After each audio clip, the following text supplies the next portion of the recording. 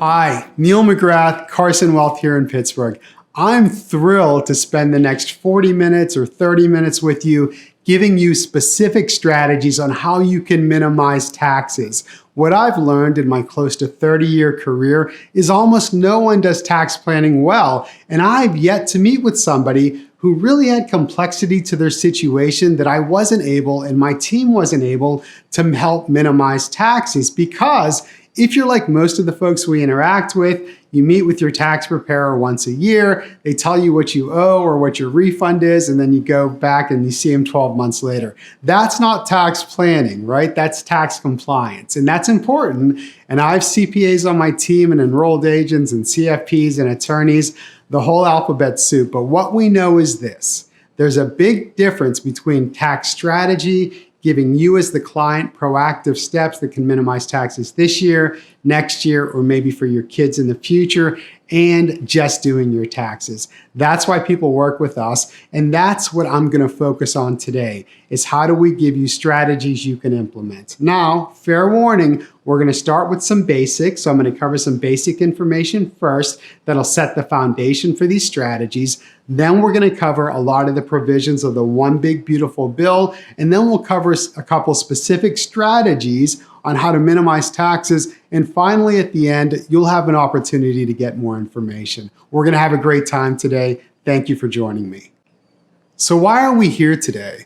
Well, I think you may realize the rules have changed, right? When you were working, or maybe you're still working, you put as much into those retirement plans, those 401ks, those 403bs, the 457s, all those retirement plans from your employer. You got a small tax deduction because you expected over your lifetime, when you were withdrawing all this money, that your taxes would go down. Well, if you're like most people that we meet with, you don't expect taxes to go down in the future. In fact, you may be concerned they're going to increase because historically, we are in a relatively low tax environment. So yes, the rules have changed. Now you're here today, I believe, because you want to take control and empower yourself to make better decisions so you're not stuck with that feeling of, am I paying too much in taxes?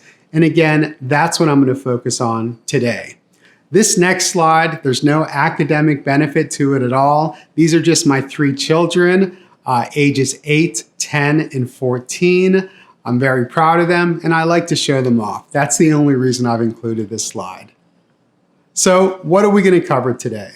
Well, I've been doing this long enough to know that I do have to cover some basics, some basic information before we can talk strategy. So bear with me, the first few minutes may be for some of you basic, but I promise we'll get to more interesting strategies and examples that may help you save money in taxes. We're going to cover some of the recent tax law changes. I'll go through some of the provisions of One Big Beautiful Bill, and then again, we'll spend most of the time giving you ideas on how to minimize taxes. Okay, so let's start with the pop quiz. Just feel free to answer this on your own. I know you're just watching this by video, but what was the highest marginal tax rate in history? Let's see if you get this right at home. Was it A, 50%, B, 67%, C, 72%, D, 94%, or E, 100%? Well, if you guessed 94%, you're correct. Believe it or not, there was a time, most likely in some of your lifetimes that are watching this, that the highest marginal tax rate in history was 94%.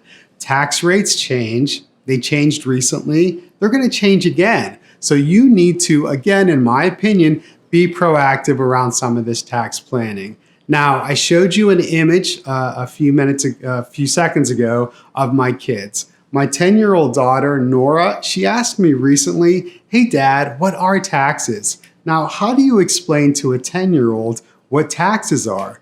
I found this clip from one of my favorite shows that I think does a really good job. It's only a couple minutes. I think you'll enjoy it.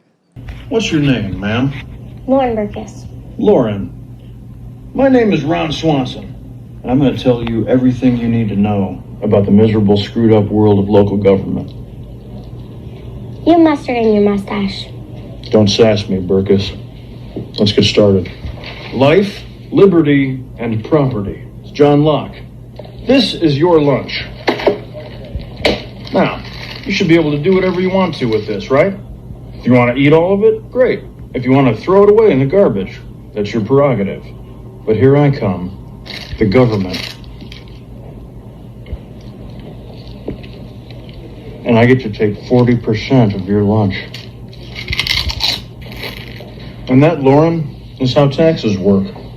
That's not fair. You're learning. Uh-oh. Capital gains tax. It's a great show, Parks and Rec, one of my favorites. They don't seem to have comedies like that anymore. Hopefully that made you smile. I'm going to do my best to not make this very dry topic as boring as it can be. Does that look familiar? It might. If you find yourself a little confused around the tax landscape, you're not alone. So again, we're going to try to bring you clarity today. So as a reminder, we're starting basic. So we're going to start with the marginal tax rates. So the point of this slide is just to help you understand the difference between marginal and effective tax rates. So for example, if you had $102,000 of ordinary income, you would find yourself in the 22% marginal tax rate. However, the way that our tax system works is the first roughly $25,000 is going to be taxed at 10%, then $25,000 to roughly $100,000, 12%, and only that last amount of money, that couple $1,000s, will be taxed at 22%. So your effective tax rate is actually much closer to 12%. The reason that's really important to understand is when we're talking strategies like Roth conversions, which can be a very powerful strategy, it's important to know that the difference between effective versus marginal tax rates. Okay, capital gains. Are capital gains taxed differently than ordinary income? Well, the answer is yes. The government has a goal to incentivize us as taxpayers to invest our money. And one of the ways they do that is by taxing those profits at a lower rate. So right now, if your taxable income was less than roughly $99,000, your profits are all tax-free. If it's between 99 and roughly 614,000, you're going to be taxed at 15%, above that 20%. It's a small but important point to understand because often we meet with people and maybe they have that cabin in the woods that they know they should sell, or they have the stocks or mutual funds that they should take some profits on, but they don't do it because they don't want to pay taxes. Well, again, if you're looking at this proactively, there may be an opportunity for some of you to actually take those profits tax-free. But you only do that by looking at things ahead of time, not by just going to see your accountant in March for them to tell you what you owe. All right, deductions, exemptions, and credits. You know, the only thing I really want to cover on this is the really large standard deduction. So back in 2017, there was something called the Tax Cuts and Jobs Act. The biggest provision of that was the increase in the standard deduction. Now, recently, with one big beautiful bill, they affirmed that increase in the standard deduction. So right now, if you're married filing jointly, you have roughly a $32,000 standard deduction. So why is that important? Well, let's say you had $60,000 of taxable income. You could reduce that by that $32,000 standard deduction, and you're only paying taxes on that $28,000. Really big benefit that exists today, and most of us no longer itemize because of that standard deduction. All right, so that was some of the basics that I wanted to cover. Now I'm going to jump around a little bit and hit some of the major provisions of one big beautiful bill. Now keep in mind that legislation was over 800 pages. It came out in July of 2025. There was more than 100 provisions. So with our time today, I can't cover each area, but I will try to give you some insight on the specific ones that most likely affect you the most. So in this presentation, the first one that I want to cover is the permanent extension of the individual tax rates. So if one big, beautiful bill never passed, then all of our tax rates were going to go up. that big standard deduction was going to go away. So one of the biggest benefits for many of us from the most recent legislation was, again, keeping those tax rates low, keeping that standard deduction high. The other provision that's pretty important for you if you're seeing this today, some of the other deductions that used to be smaller actually got increased. So the state and local tax deduction used to be capped at $10,000. Now, in some cases, it can go as high as $40,000. So more deductions, more ways to reduce your taxable income. Another benefit for some of you, maybe not watching this, but maybe for your kids or your grandkids, was increasing the child tax credit. Now, credits are much better than deductions in the tax code because tax credits offset the tax that you owe dollar for dollar.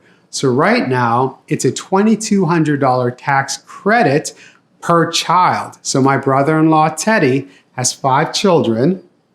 Now he has $11,000 in tax credits because of those 5 children that can be used to offset what he owes dollar for dollar. The other provision I want to mention, because this is really a big one, is the enhanced standard deduction for those over 65.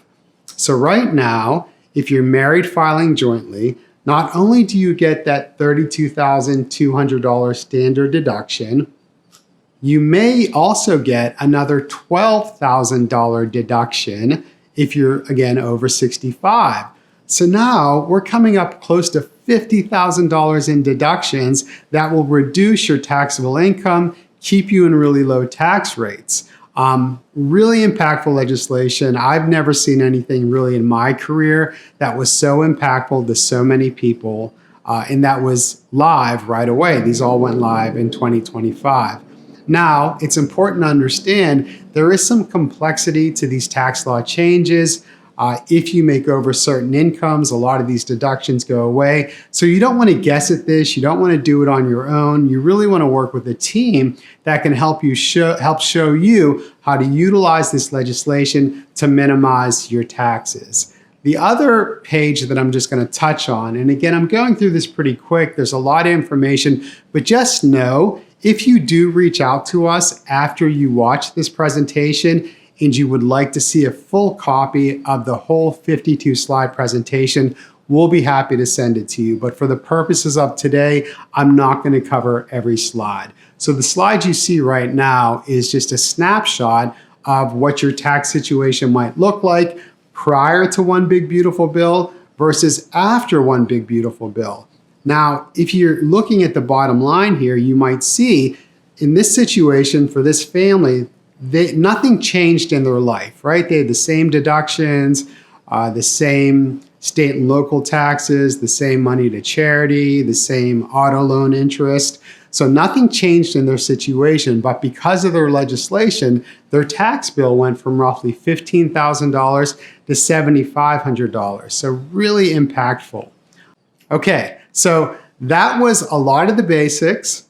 That was some information on One Big Beautiful Bill. I wanted to get through that because I want to talk to you now about strategies. How do you use the basics you just learned, the recent legislation, to save money in taxes? And the first big topic we're going to cover are required minimum distributions. So most of you are familiar with that term. Essentially what happens is the IRS says, Mr. and Mrs. Citizen, we've allowed you to defer our tax money long enough. Whether you want to take out that money or need to take out that money, we're going to force you to start taking money out of those retirement accounts. And again, I'm using that term generically, but again, 401ks, 403bs, 457s, IRAs. Anything where you got a small tax deduction when you put money in, you're going to be forced to take it out. So the IRS says, we're going to force you to start taking money out. We're going to force you to start paying taxes on those big accounts. Now, for most of you watching this, maybe not all of you, but for most of you, your biggest expense in retirement is going to be the taxes you pay on those required distributions. For most of you watching this, the biggest quote unquote death tax your kids pay when they inherit your estate is going to be the taxes they pay on those big retirement accounts. So I'm going to spend a lot of our time today explaining to you ways to minimize those taxes for you and possibly for your kids, utilizing things like Roth conversions, which I'll give you some examples for. All right, so let's talk required minimum distributions. Let me start with the question. Again, just answer this from wherever you are. When do required minimum distributions start? When are you forced to start taking money out? Possibly some of you might think 67 or 70 and a half or 72 or 73 or 75. And the answer is it depends.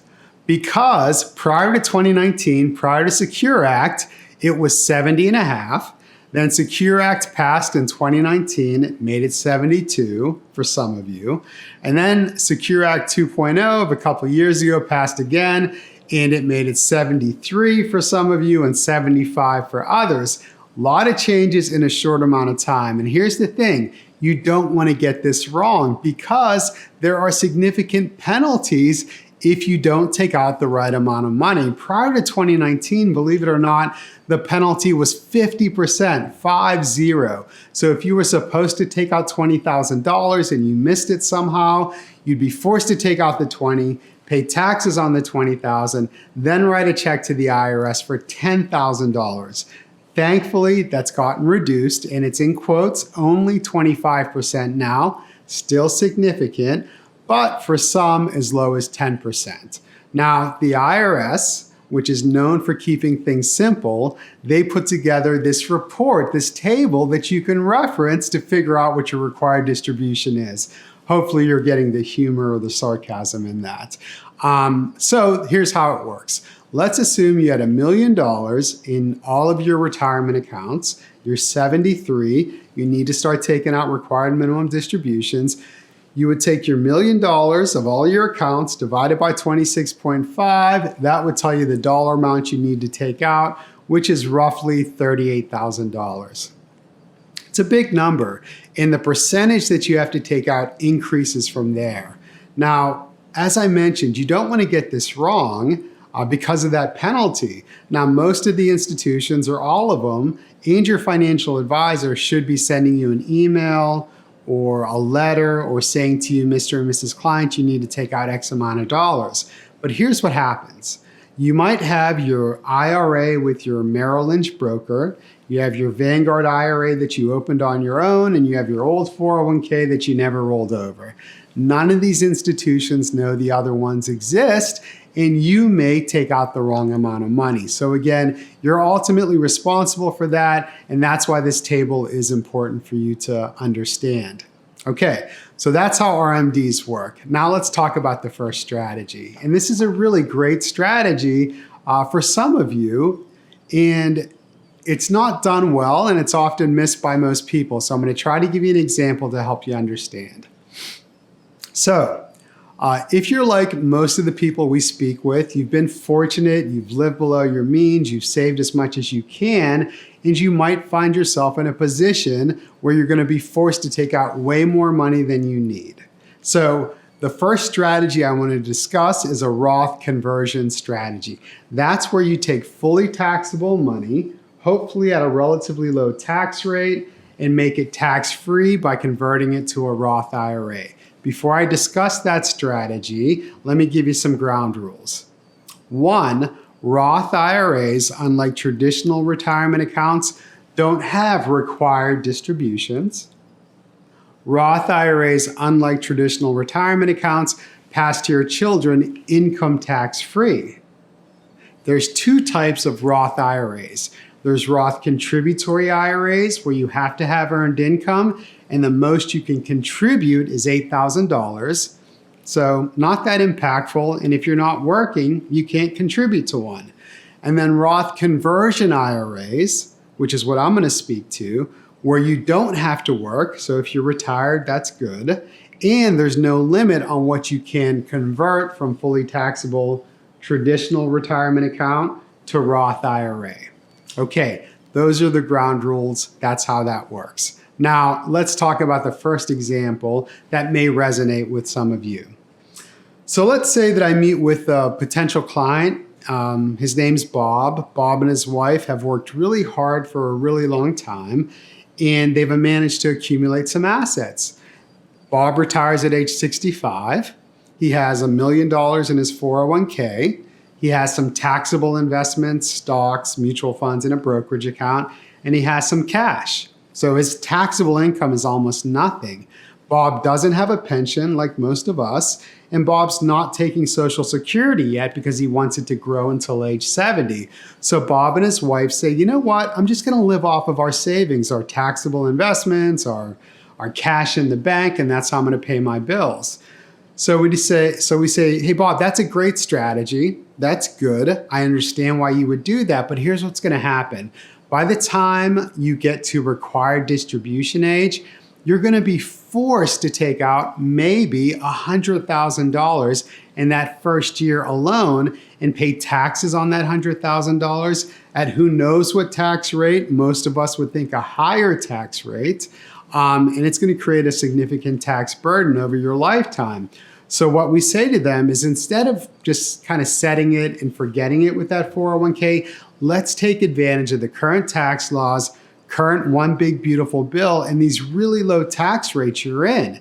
And Bob, maybe we consider converting roughly, just to pick a number, $50,000 a year from that fully taxable 401k to that tax-free Roth. We do that at a really low tax rate because, again, remember, Bob and his wife have a standard deduction of $32,000. They have an additional deduction of $12,000 because they're both 65, and they have very little taxable income. So we're converting that money at a very low tax rate, most likely less than a 10% effective tax rate. So what we do is, between age 65 and required distributions, we gradually convert money each year from fully taxable to tax-free at a really low effective tax rate. By the time they get to RMD age, they now have, again, just as an example to use rough numbers, $500,000 in that Roth IRA and $500,000 in the 401k.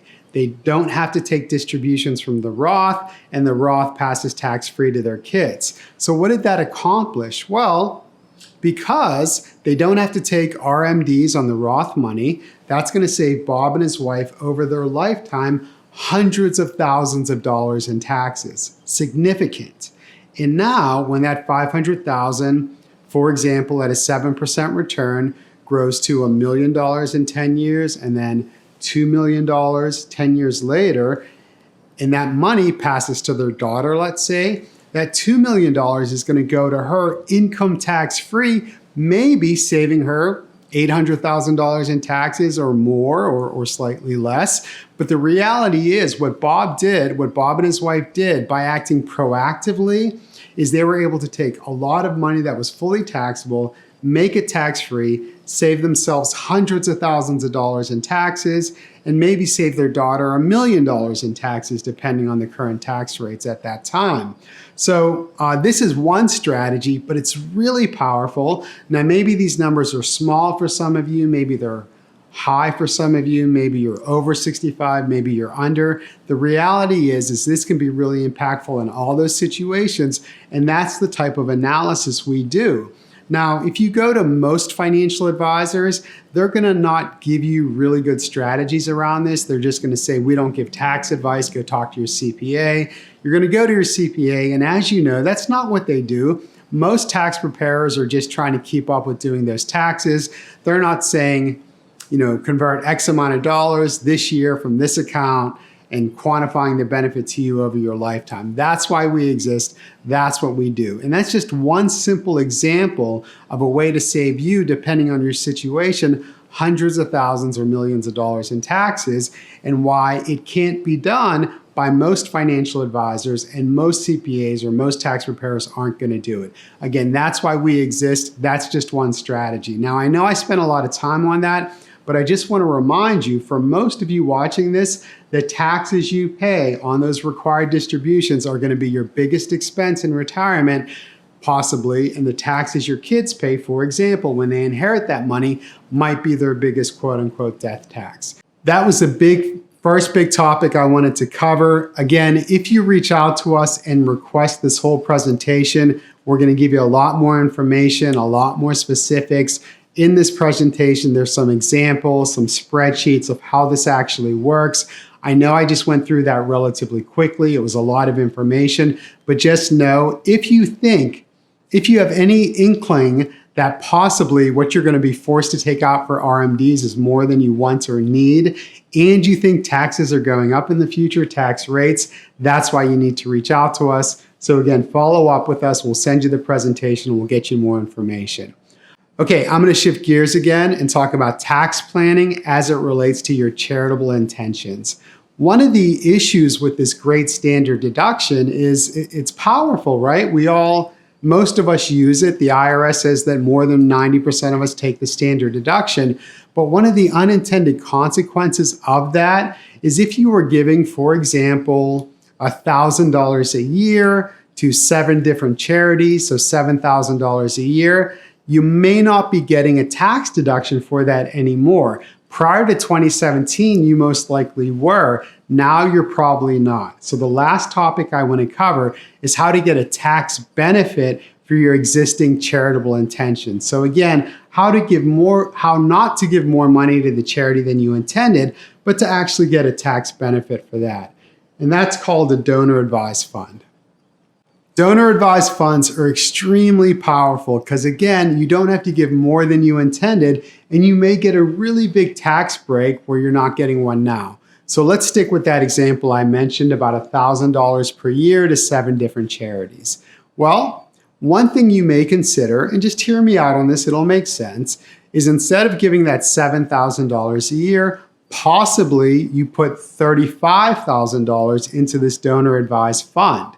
What that does is it gives you a $35,000 tax deduction where one did not exist before, and you can instruct that fund to pay out that same $1,000 per year to those 7 different charities over the next 5 years, for example.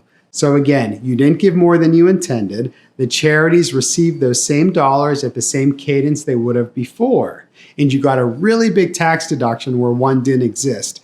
This is actually even more powerful because in some cases, you can shift appreciated stock, for example. So let's say you bought Apple for $10,000. It's worth $35,000 today. Possibly you could shift the $35,000 of Apple stock into the donor advised fund, avoid the $25,000 capital gain, get the $35,000 tax deduction, and then again, pay out that $35,000 really at whatever cadence you want.